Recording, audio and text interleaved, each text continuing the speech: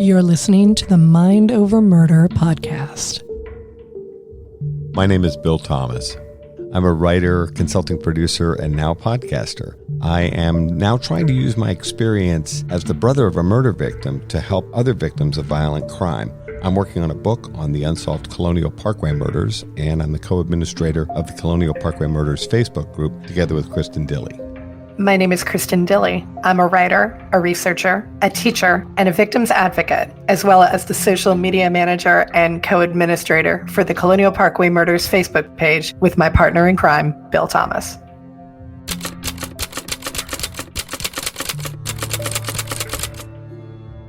Welcome to Mind Over Murder. I'm Kristin Dilley. And I'm Bill Thomas. Welcome back to another fun-filled, exciting episode of Mind Over Murder. We are going to talk about an interesting concept introduced to us by our friend Sarah Soule, who just guested on 2 of our episodes. It is called dark tourism, which I hadn't heard of. I don't know if she made it up. Maybe she did. If she did, go Sarah. If she didn't, kudos to whoever invented it. And Sarah and I actually made a little trip to Charlottesville and engaged in a little bit of dark tourism ourselves here recently.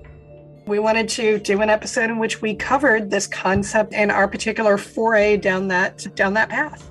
Are you looking up dark tourism? Dark tourism is not something that Sarah made up. Dark tourism has been defined as tourism involving travel to places historically associated with death and tragedy. More recently, it was suggested that the concept should also include reasons that tourists visit that site, since the site's attributes may not make a visitor a dark tourist. That's interesting. Yeah. Where did you? Let's make sure we cite our sources there, Bill. Where's that definition coming from? This one's coming from Wikipedia, also referred to sometimes as black tourism, morbid tourism, or grief tourism. Ooh, I don't think I like any of those as much as I like dark tourism. And I'm actually a little iffy on that anyway. It's probably worth mentioning that this recent trip to Charlottesville, and we'll get into the details, came after we recorded the 2 episodes with Sarah Sherman Soule. So they are partly to inform future conversations, would you say? Yes, definitely. After talking to Sarah so much about the Sage Smith case and the Cassandra Morton cases, the 2 of us actually were just having a phone conversation, hashing things out. We ended up going down a couple of different rabbit holes. And I was saying something about, what do you know about where Morgan and Hannah were found? And she said, it's hard to describe where they are. And she said, but I could probably give you coordinates. And I couldn't navigate using coordinates for anything in this world. So that wasn't going to help at all. Can you plug those into your phone? Her husband figured out how to use the coordinates to get an actual address. Wow. More power to him. I wouldn't know how to do that. I didn't know how to do that. That's very interesting. I'm sure, like a lot of things, there's probably an app for that. There probably is. You can plug in the coordinates on the planet, and then that will take you to a specific. Yeah, I bet you anything. There's probably an app for that somewhere. Probably a pretty cool one, too. But she said, I can give you the coordinates. I said, yeah, I'm not Girl Scout girl. I don't think I can do anything with coordinates. And she said, if you ever head up this way, I'll take you there. And I said, why don't I head there that way? And she was like, really? And I said, yeah, why don't we just do a tour of all of these different sites in Charlottesville that are associated with these cases? Sage Smith, Morgan Harrington, and Hannah Graham. And we realized pretty quickly we were going to include all of the Route 29 stalker cases and all of the sites associated with Cassandra Morton in Lynchburg. But we realized pretty quickly that was going to take more than a day. Right. It was going to be like a 2-day trip. And neither of us had the time to do, we're taking 2 days to do dark tourism. I started calling it serial killer road trip and realized that was not a great idea. So we just stuck with dark tourism. I could live with dark tourism more. Yeah, it just works better if we call it research, because that's exactly what it is. And it sounds like a Lynchburg visit might be in the offing for another day. I think so. Yeah, that's something we want to do in the fall and go all the way up Route 29. And of course, we would want to make sure that we throw in Livingston, which is where Alexis Murphy originally disappeared from. That's right. And Orange. There are a lot of places that we need to go to. Charlottesville just happened to be the trip that we felt we could do most easily because that is where Sarah is from, and she happens to know all these places very well. She was navigating me around with very little problem. We didn't really have to use GPS until we got to far-flung sites. It sounds like a very interesting day. So how did you work this out? Did the two of you decide to meet up at a specific location and then you were going to pick her up and then go from there? So I picked Sarah up at her place. That seemed to be the best sort of central location because she lives right outside of Charlottesville. We started just by leaving her house and heading into downtown Charlottesville. We covered the places in and around the UVA campus that are associated with Morgan Harrington's disappearance and Hannah Graham's disappearance. We covered a couple of places that are related to Jesse Matthew, the serial killer, for anybody who hasn't been listening to the last 2 episodes. She located in all of the reporting about him where he went to high school. And actually, that happens to be the same place her child goes to high school. So that wasn't too terribly far much of a stretch. We could find that. And then we stopped about halfway through the day, had some lunch, and then decided that we were going to hit the far-flung spots outside of Charlottesville. And those were the dump sites for Morgan and for Hannah. The places you visited, driven primarily by geography, in other words, and down the road here is such and such a location? Primarily. And so the pictures that I ended up taking for all of this ended up being out of order in terms of chronology, but it just happened to be, okay, we're headed downhill toward the Copley Bridge, which is where Morgan Harrington was picked up in Jesse Matthews' cab. So we're going to pull over here, take some photos. Okay, and around the corner from that is Garrett Square, which is where Sage Smith lived with her grandmother. Okay, we're going to take some photos here. And it really was just a matter of we're making our way through Charlottesville. And anytime that we got close to something that we needed, we would stop and take a photo. And in some cases, it was me driving as slowly as I dared through Charlottesville traffic. Without getting run over. Yeah. And with me telling Sarah, hey, roll down the window and lean out there and get a picture, do it quick, because I wasn't sure that we were going to be able to loop around for a second chance. Now, you're a pretty accomplished photographer. From my perspective, I've admired your vacation and other pictures. So were you the primary photographer or was Sarah shooting as well? Sarah was shooting as well, but there were some times, like I said, when we were trying to get a photo of the sign for the corner at UVA, which is a place where Hannah was seen on closed circuit television. And we were going through an intersection, but I was not going to be able to stop. So as we were getting closer, I'm like, roll down the window, stick your camera out there and shoot a photo, do a bunch of them, please. And we'll just pick the best one. So sometimes of necessity, she had to shoot because I had to drive. Now, you and I, in working on the Colonial Parkway murders, have sometimes pushed the limits of where we're supposed to go. Yes. In this example, in your Charlottesville excursion, were all the places that you went to open to the public? Everything around downtown Charlottesville is definitely open to the public. The high school, we just pulled around outside. Some of the teachers were going back. Southwest Virginia goes back earlier than we do. And so I just pulled into a loop in front of the school, shot a couple of photos out the window and headed back out. There were only 2 places where people, I think, would have preferred for us not to be there. And we weren't trespassing or anything like that. But the dump site where Hannah Graham's body was found, that is adjacent to someone's home. We made sure never to take pictures of the house itself.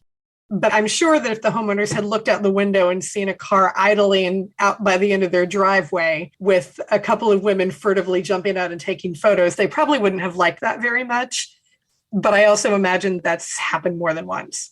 That's interesting. When I remember the reporting from the Hannah Graham disappearance and then they found her body, I didn't realize that people lived close by to where her body had been found. Yeah, I was surprised as well. And to the extent that maybe we need to check these coordinates again. There's a creek bed at the base of some woods, but there is a house fairly close by. I mean, it's within, you can look out the windows of the house and see where she would have been. I wonder if that house might have been unoccupied back then, because I'm wondering if it was. I remember there were buzzards or birds of prey circling, as I recall. That's what attracted the searchers to that area. I'd be real surprised if someone had carrion birds, as they're called, flying around their house and they wouldn't have noticed. I wonder if that house might have been unoccupied at that time. But also, considering that it's out in the country a ways, if people had seen that, they may have just assumed it's a dead deer out there and the birds were after the carrion. Because we actually get we have a ton of vultures in my neighborhood because we have a lot of deer in my neighborhood. Oh, yeah, that is true. And so every once in a while, we'll get a scene like out of Alfred Hitchcock's The Birds, where there are like vultures all over somebody's house. And it's, oh, there's a dead deer back there. It's pretty creepy, actually. Yeah, it is. We were cautious about the areas where we thought people probably would not appreciate us driving right up to their house or near their house and taking photos. So we tried to be surreptitious about that. We never took photos of houses or cars or anything. Like, there's no distinguishing marks. You wouldn't know, for example, what one place's address is. Yeah, and since the houses themselves, as far as we know, don't have anything to do with the murders or the fact that women's bodies were dumped there, it's probably fair and I think also reasonable not to show those kind of details because those people don't have anything to do with these cases other than the fact that something terrible happened near their homes. Exactly. And I was so glad that Sarah had all this information. And I'm glad that she was able to go with me and that it wasn't just me taking the information and going because I needed some context for all of this information. I did not realize, for example, that Hannah Graham's dump site was in pretty much the neighborhood where Jesse Matthew grew up in an area called Red Hill. I had not realized that Hannah Graham's dump site was so close to an area that Jesse Matthew knew well from growing up in the area. Yeah. And when I say neighborhood, I don't mean subdivision. Right. There are subdivisions that far outside of Charlottesville. And Sarah has been looking for years trying to figure out which house was Jesse Matthews. She hasn't been able to figure that out yet.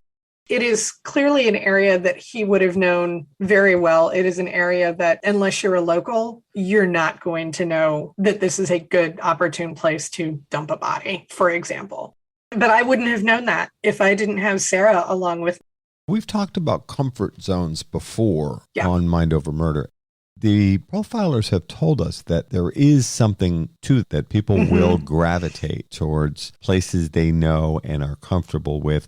They also may have a sense of how quiet a particular place is or how lightly patrolled it is, as we see with the Colonial Parkway and other locations.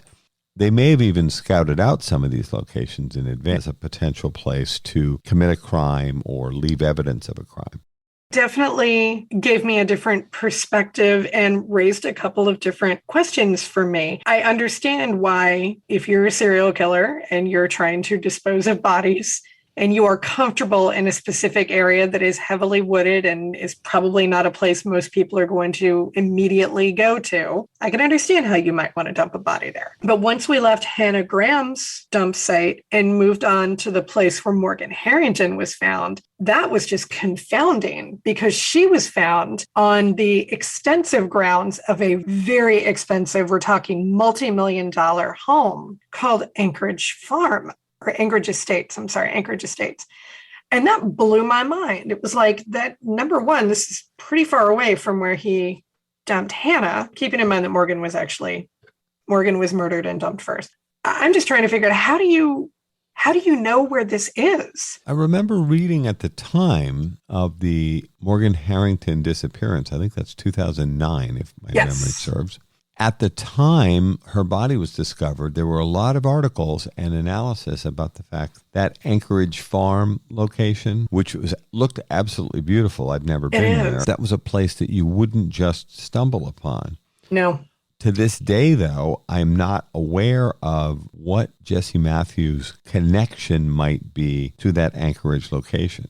Yeah. And Sarah and I talked for a little bit trying to figure that out. Is it a place that he knew because he had friends in that area? Was it a place that maybe he had done maintenance or yard work for in some capacity? Maybe it was a place where he had a job or something like that. Maybe he had friends up there. Maybe he went to a party up there. We were sitting there looking at each other going, how did he know about this place? It is a driveway. To get to it, you've got to turn off a very busy main road and go up a long driveway to the top of a hill to get to the house. There's a lot of acreage around that. I assume that there are other ways to access the property. You're not going to be able to take a car up there with a woman's body in it and pull her out of the trunk, sling her over your shoulder and walk without being seen by someone in the house. At least it didn't seem that way to me. I don't think law enforcement ever commented, but I'd be willing to bet that Jesse Matthews' work as a cab driver had taken him to that location before. Yeah. When you mentioned work or other things he might have done as he went along as a student and also as a worker, it just occurred to me that his work as a cab driver would have taken him all over that area. And here's an affluent family living in this large estate. I could easily see them, or perhaps their kids. They never said much about the persons or the family that lived there. I think that it's quite possible that Jesse Matthew may have picked up or dropped off at that location, perhaps more than once. And that might have been the type of introduction he had received, so that this place, which they repeatedly stated in the media, was not a place you just stumble upon. Yeah. But I think his cab driving days took him there for drop-offs or pickups. It makes sense. And as we were driving out of Charlottesville on the way to Hannah's dump site, that was the one that made the most sense geographically to go to first, even though it was different in the timeline. We had to go about 15, 20 minutes outside of Charlottesville to get there. And the whole time, as we're going down winding, twisty roads, heading further and further into the country, we just kept remarking to ourselves, he could have dumped a body anywhere along any of this stretch. He chose an area right in his neighborhood. That is really, I was like, this is geographic comfort zone. Yes. We're seeing it in action. Here it is.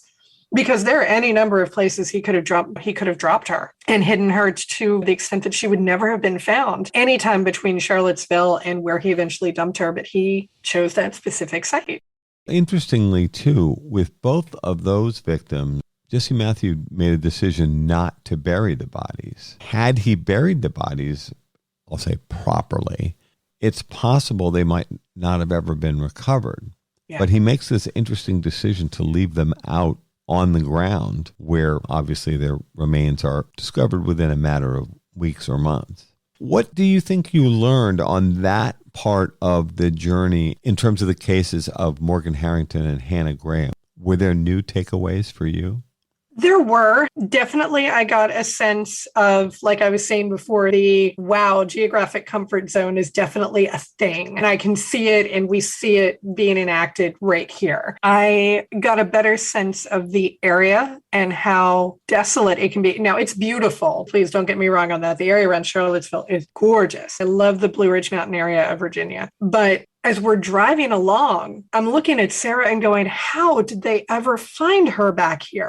It must have been a massive manhunt. And Sarah said in one of our past episodes, it was the biggest manhunt or biggest recovery operation in the history of the Commonwealth. It must have been a huge amount of manpower to find her all the way back in this area. It really blew my mind thinking about the scope of the recovery operation, the manpower and man hours that must have gone into it. And it definitely did strike me that all of this was done for Hannah and nothing like this was done for Sage Smith. And it just made me very sad and very frustrated for her family.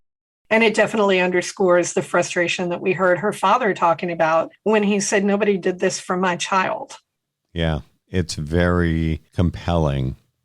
With that in mind, let's talk about your observations of the locations associated with the disappearance of Sage Smith. What did you learn about her disappearance and this area of downtown Charlottesville? First, we tried to find Sage's Harris Street apartment, and we weren't successful because that apartment complex or the apartment number has never been given, at least not that we were able to find. But we did find the area. We did find Harris Street, and it definitely would have been a bit of a walk for her to get from Harris Street to the train station. How long do you estimate? More than a couple of blocks. So we're talking maybe, I don't know, 10, 15, 20 minutes maybe. I know not everybody walks as fast as I do. I tend to warp speed ahead for me. Said the runner who's just completed her 12th 5K this year. I feel like it would have taken quite a while to get from her apartment to the Amtrak station. Keep in mind, too, that we didn't always go the most direct route between places. We did take a look at the Harris Street area where she did live. We went down into the Amtrak station, which we almost missed because trains, as much as they are awesome and would be a great way for people to get to and fro if we would invest in all the infrastructure that we need, Trains are not as popular in Charlottesville as other means of transportation. So we almost missed the train station entirely. You're listening to Mind Over Murder. We'll be right back after this word from our sponsors. We're back here at Mind Over Murder. Is what you're saying is that the Amtrak station is small and not It's small and it's obvious? actually, it's down in a dip between two hills. Sarah was like, it's around here someplace. And I saw it and I was like, oh, it's down there. We're going to miss it. So I had to do a quick U-turn to get to where we needed to go. We're not talking Grand Central Station here. We're not talking Grand Central Station, no. And it's a very cute little train station. Certainly not a place that, it's not Union Station. It's not Grand Central Station. It's nothing like that. And it didn't look like there were a ton of people partaking of the train. The Wild Wings Cafe is no longer there? No, it was not there. Based on Sarah's recollection, it was actually attached to the train station, and the area in the train station where there would be a restaurant no longer has a restaurant. The windows and doors are boarded up. The cafe is not here. Is that a busy, active area? It's adjacent to a busy, active area. And I get the feeling that people were using the train station parking lot for restaurants and bars that were nearby as opposed to using it for the train station. Got it. So it is adjacent to a busy, active area. It is not central to the UVA campus. It's still in an area where if you needed to go find a restaurant or a bar, you'd find one within, a block or two. Now, you've been there, and most of the rest of us have not. So I'm going to ask you to interpret based on your recent visit there. Obviously, Sage disappeared 10 years ago this fall. Why do you think she was meeting Eric McFadden at that location based on what you saw? Now, I know things can change over a decade, but what would make sense from your perspective about meeting at this cafe adjacent to the Amtrak station? That's a good question. It may be, I guess it depends on why precisely they were meeting up. If it was a random, we're going to hang out and talk, go on a date, hook up later, maybe because there was a restaurant there, maybe because it was more centrally located to where both of them were coming from. I don't know. If we're talking about something maybe a little more legal, possibly, it may be because, like I said, the train is down and it's in a little bit of a dip, and there are some overpasses that go near it. There are areas where you could step behind an overpass and not be seen from the street and do a little dealing or hooking up sexual contact or whatever. Yes. We're not aware that either person had access to a vehicle. And even when we had pulled around and we were taking photos of the train station, again, we didn't want to park because there was a policeman right nearby. We didn't want to be like, yes, we're taking photos of various areas adjacent to this investigation that you guys haven't solved yet. Good job on that. I don't think that would have gone over terribly well. Interesting discussion. Yeah, that wouldn't have gone over well at all. But as we were pulling through the parking lot and I was snapping pictures out the window, we did notice that there were people near these concrete retaining walls of the overpass. I don't know what they were doing. Maybe they were just hanging out, trying to get out of the sun for a little bit. But there are areas there, I think, where if you needed to conduct private business, you would not be seen, or it would be difficult for someone to see you. Because I had wondered about this when we were talking about the Sage Smith case a couple of weeks ago.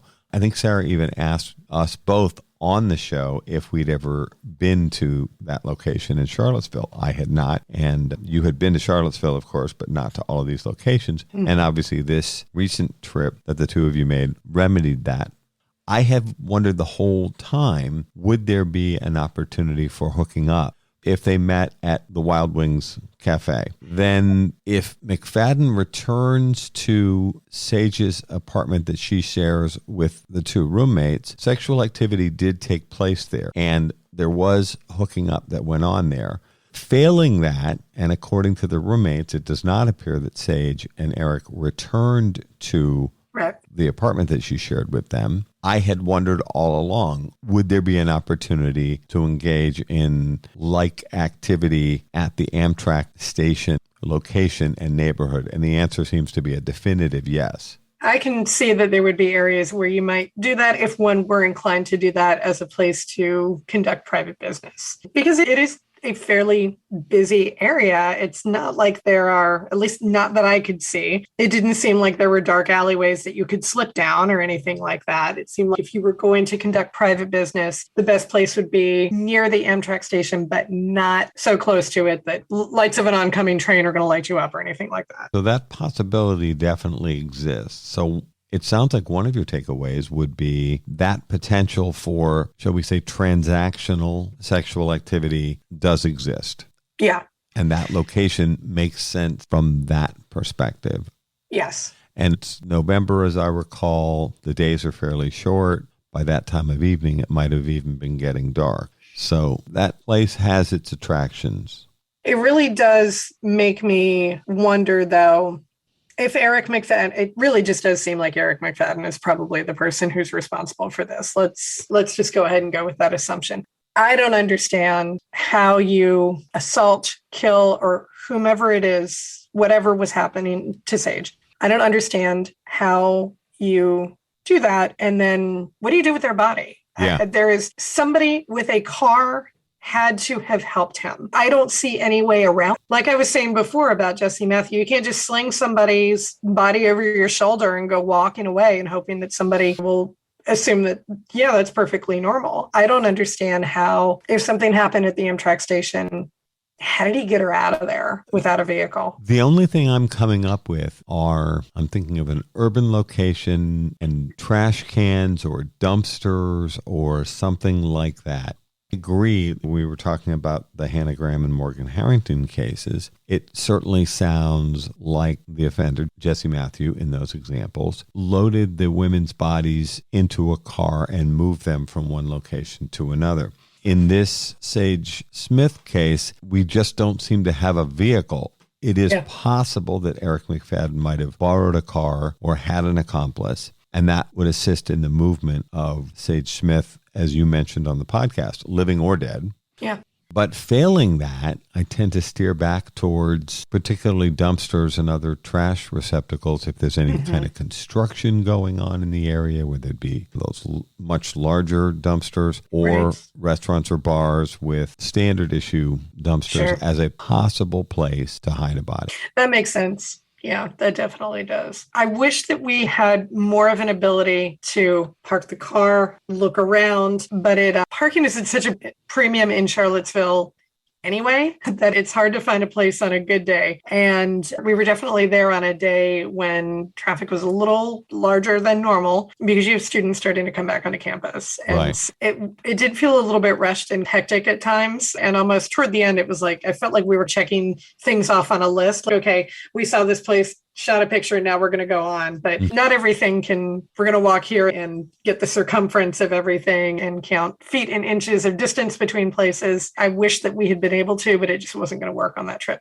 And that was more driven by the fact that you had a number of different places you were trying to see in one visit. Because we did want to make sure that we got out to the dump sites for Hannah and Morgan. It was important for us to be able to see those locations to give us some more insight into Jesse Matthew. It did take us quite a while to get out to where Morgan and Hannah were both dumped. I'm glad we took the time to do that. The GPS being what it is, it took us on a couple of back road detours that maybe were not the most direct ways to get where we needed to go, but we got there eventually. And that gave you and Sarah some time to talk about the cases and other things as well, because that was your first time spending a significant amount of time with her. Am I correct? Yes. And she really knows her stuff. I definitely encouraged her to write a book on these cases. Nothing has been written about Jesse Matthew definitively. No books about him or anything like that. And she knows the cases very well. She's done a lot of research on her own. And I did encourage her, do a book about this. You really should, because she's an impeccable researcher. She's done an amazing job. I have maintained in earlier episodes of Mind Over Murder, and I will reiterate here, I still think Jesse Matthew is good for other unsolved sexual assaults. Yes. Beyond those rapes, I also think that he may be involved in other unsolved homicides.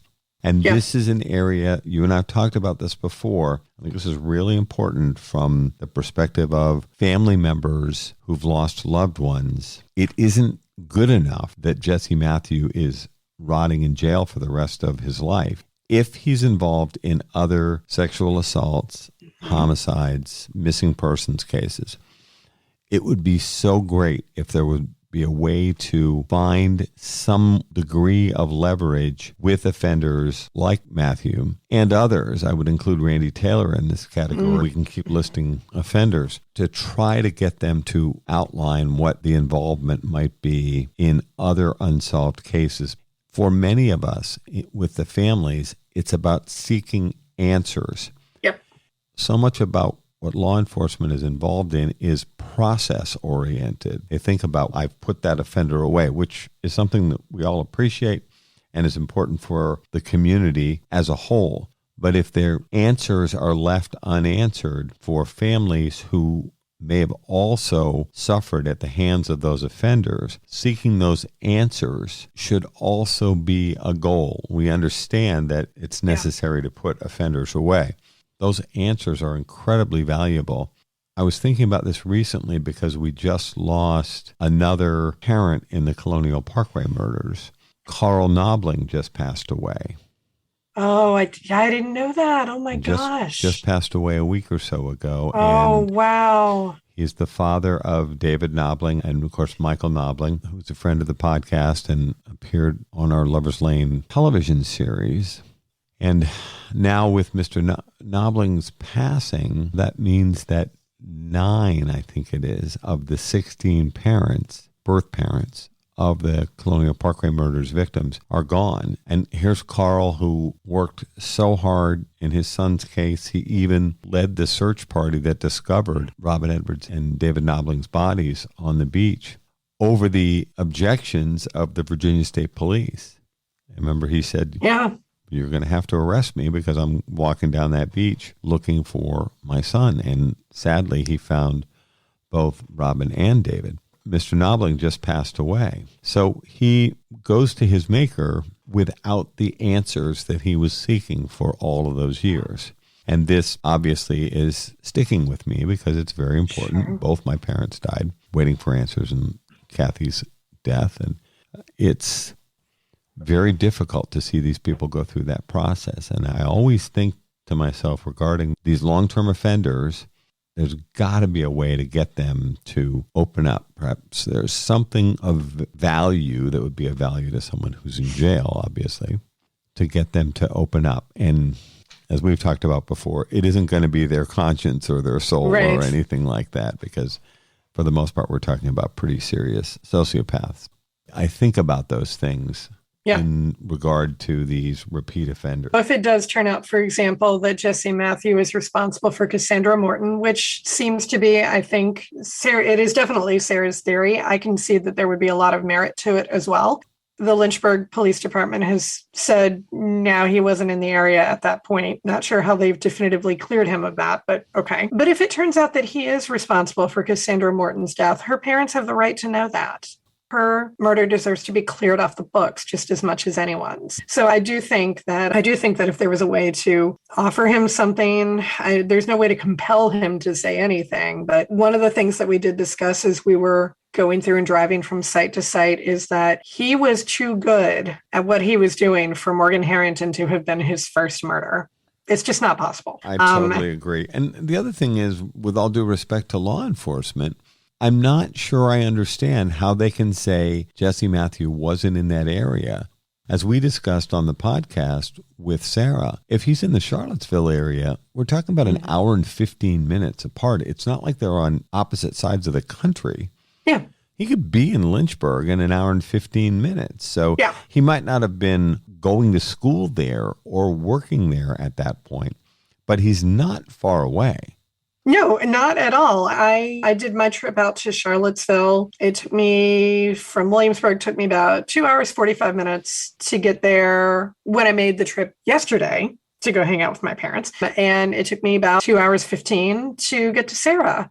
I could go there and back in a day, which is exactly what I did. It's not hard to get to various places around Virginia. It's just not, you cross the whole state in about 5-6 hours. Anybody saying he wasn't in the area at that point, he was in Charlottesville. It really is not that far away. I don't know how you can definitively clear someone from being in that place unless there's video footage definitively showing him here, which means he is not here. And I don't know that they have that. Maybe they do. We don't know. It's possible. There's cell phone records and other things that might tell them, but I would want to press on that and say, wait a minute, how do we know that this offender wasn't in this area? And the way that Cassandra was found, and now Sarah and I were not able to make a trip out to Lynchburg just because it was too much to do in one day. But we do plan on doing that this fall.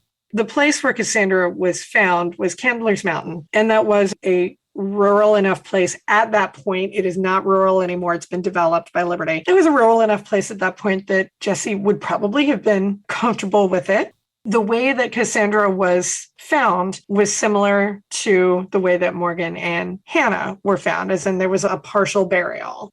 The MO doesn't match 100%. I don't think you can discount it. I truly don't. And again, one of the things that Sarah and I have actually talked about a number of times at this point, it's just how odd it is that in this small area of Virginia, you had multiple serial killers working at the same time. It would appear so.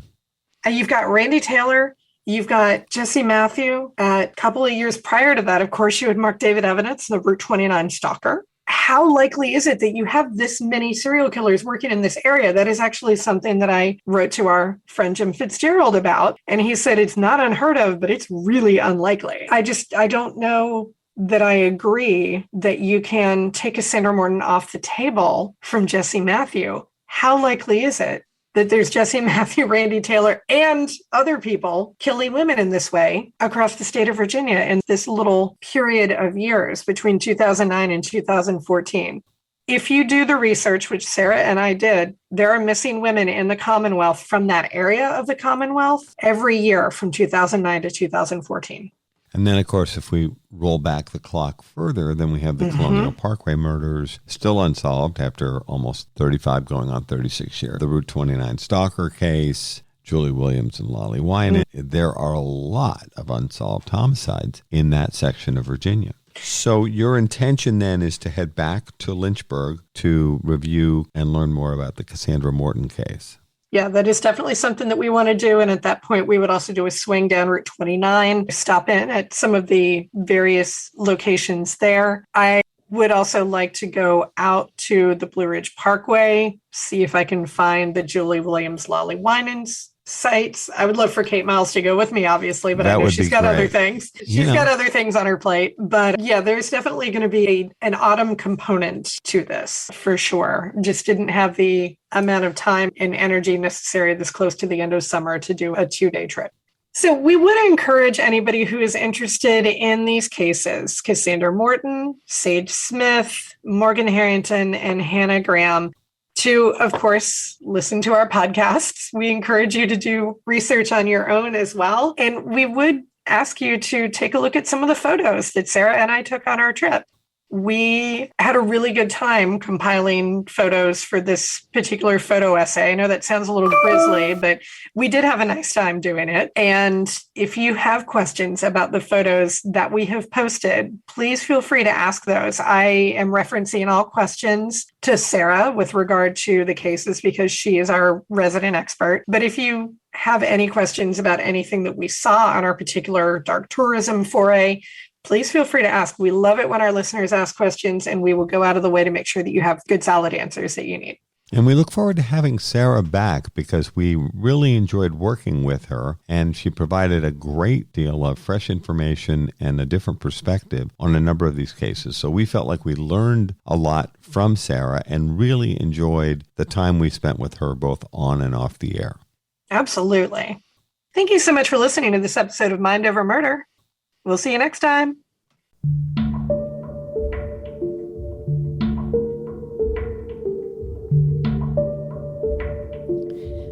Mind Over Murder is a production of Absolute Zero and Another Dog Productions. Our executive producers are Bill Thomas and Kristin Dilley. Our logo art is by Pamela Arnois. Our theme music is by Kevin MacLeod. Mind Over Murder is distributed in partnership with Crawl Space Media.